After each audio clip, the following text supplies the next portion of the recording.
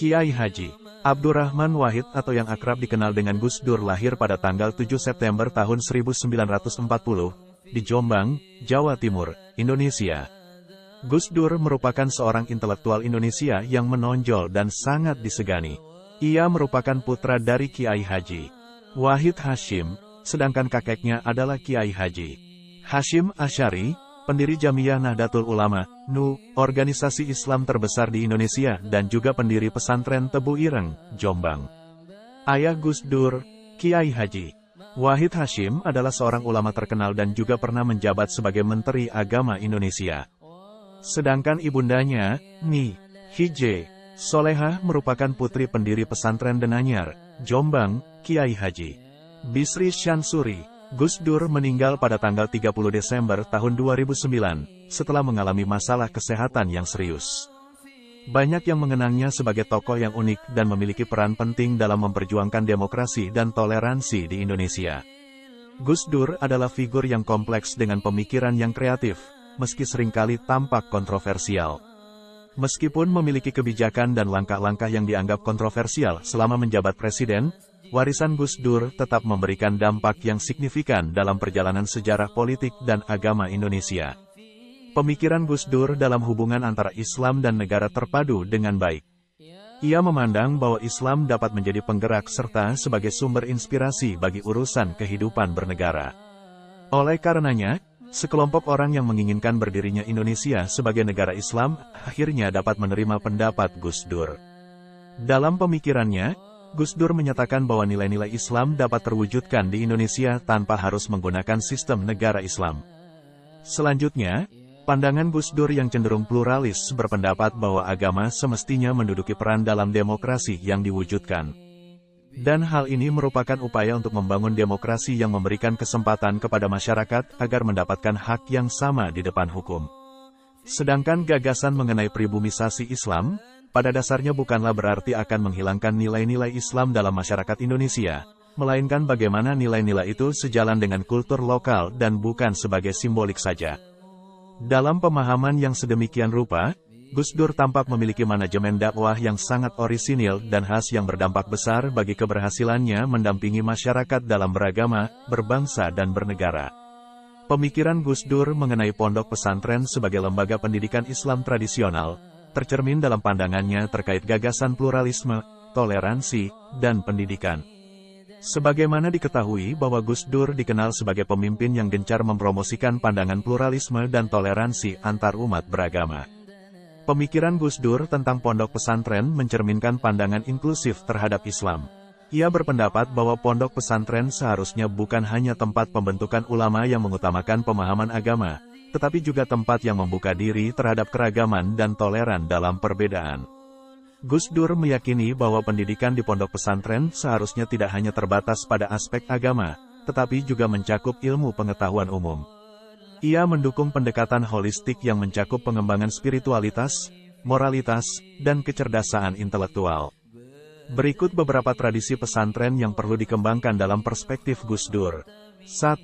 Penghormatan terhadap budaya lokal, sebab pesantren dapat mempromosikan toleransi antarumat beragama dengan kearifan budaya.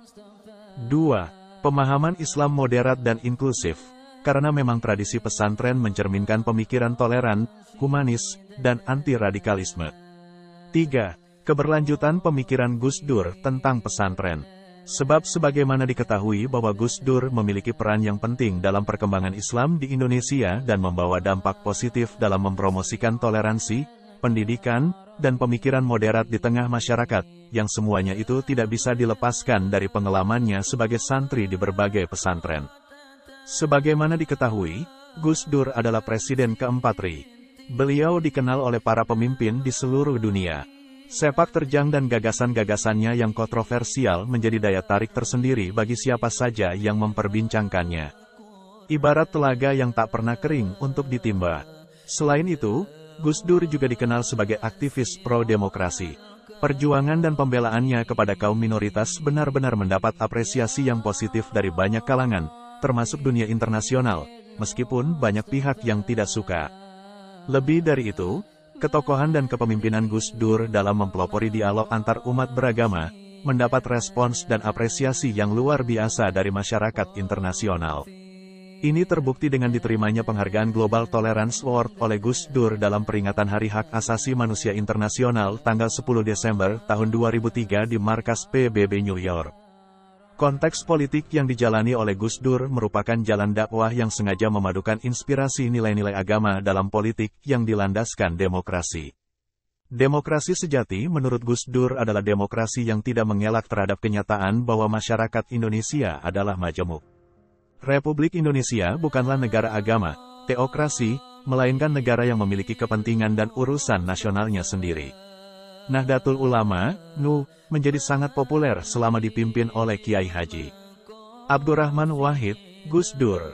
Sebagai ikon intelektual Indonesia yang sempat menjabat sebagai Ketua Umum NU, Gus Dur telah berhasil mengenalkan potensi besar yang dimiliki warga NU dalam mewarnai kehidupan masyarakat yang kritis dan berpandangan maju. Di bawah arahan Gus Dur, Nahdlatul Ulama berubah menjadi sebuah organisasi Islam yang aktif dan dinamis. NU dikenalkan oleh Gus Dur ke dunia internasional.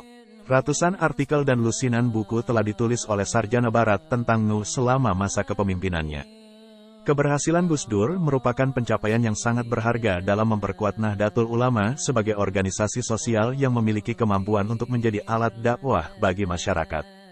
Pentingnya pemikiran Gus Dur dapat dilihat dari pencapaian NU yang mampu mengubah pemikiran anak-anak muda NU menjadi progresif, sehingga pada akhirnya NU dapat terbuka terhadap berbagai macam kemungkinan peradaban yang memerlukan perubahan. Pada saat yang sama NU dapat memberikan kontribusi yang meyakinkan untuk pembangunan dalam bidang sosial dan intelektual. Selain itu, NU juga dapat mengakomodir dari berbagai kelompok minoritas dan terpinggirkan di Indonesia. Pemikiran Gus Dur dalam manajemen dakwah dalam berbagai konteks mencerminkan pendekatan yang inklusif, moderat, dan berbasis pada nilai-nilai kemanusiaan. Ia berupaya menjadikan Islam sebagai sumber inspirasi untuk menciptakan masyarakat yang adil, beradab, dan damai.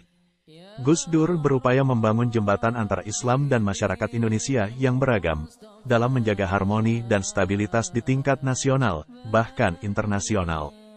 Pemikiran manajemen dakwah Gus Dur yang lahir dari perkumpulan antara tradisi keislaman Nusantara dengan pemikiran Indonesia modern, menghasilkan gagasan reformasi dalam hal pemikiran keagamaan dan kebudayaan.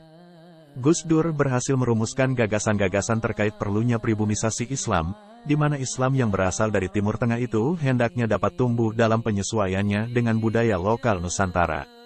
Islam di sini diartikan sebagai ajaran normatif yang berasal dari Tuhan, yang kemudian ajaran tersebut diakomodasikan ke dalam manusia yang merupakan makhluk budaya dan tentu memiliki identitasnya masing-masing. Pribumisasi Islam tersebut mengkritisi praktik pemurnian Islam yang sering diasosiasikan dengan penyamaan praktik keagamaan dengan masyarakat Muslim di Arab atau Timur Tengah. Pribumisasi Islam adalah metode dialog antara Islam dan budaya-budaya lokal, sehingga keduanya bisa berjalan bersamaan tanpa saling menihilkan. Pemikiran politik dan kebangsaan Gus Dur menggagas perlunya hubungan yang harmonis antara agama, Islam, dan negara Pancasila. Artinya, Pancasila ialah landasan konstitusional dalam bernegara, sementara Islam adalah akidah kehidupan masyarakat. Ini artinya Pancasila menjadi penjamin bagi kehidupan keislaman itu sendiri, sebab Pancasila tidak akan mampu menggantikan akidah, sedangkan landasan konstitusi terkait dengan kebutuhan hidup kolektif bernegara adalah Pancasila itu sendiri. Sebagaimana diketahui, bahwa Indonesia memiliki banyak keragaman. Islam bukanlah agama satu-satunya yang ada, sehingga pelayanan yang adil kepada seluruh masyarakat harus diberikan tanpa memandang latar belakang agamanya. Dengan demikian, dapat dipahami bahwa manajemen dakwah pada masa kepemimpinan Gus Dur bisa dibilang cukup berhasil. Dalam memimpin NU, Gus Dur telah berhasil menggunakan gaya kepemimpinan karismatik sebagai kekuatan utama demi membangun rasa kepercayaan, trust, pada seluruh pengurus PBNU baik di pusat maupun di tingkat ranting dan cabang. Dan yang perlu digarisbawahi adalah bahwa penjelasan Gus Dur tentang komitmen kembali ke Hitah 1926 merupakan kunci kesuksesan manajemen dakwah NU. Penjelasan tersebut mampu diterjemahkan secara praksis oleh seluruh pengurus NU. Terpenting lagi dalam proses pencapaian tujuan dari program-program yang telah dicanangkan sejak awal ialah bahwa Gus Dur menempatkan sosok-sosok yang ahli di berbagai bidang seperti pendidikan, pemberdayaan sumber daya manusia, dakwah Islam, sosial budaya dan ekonomi.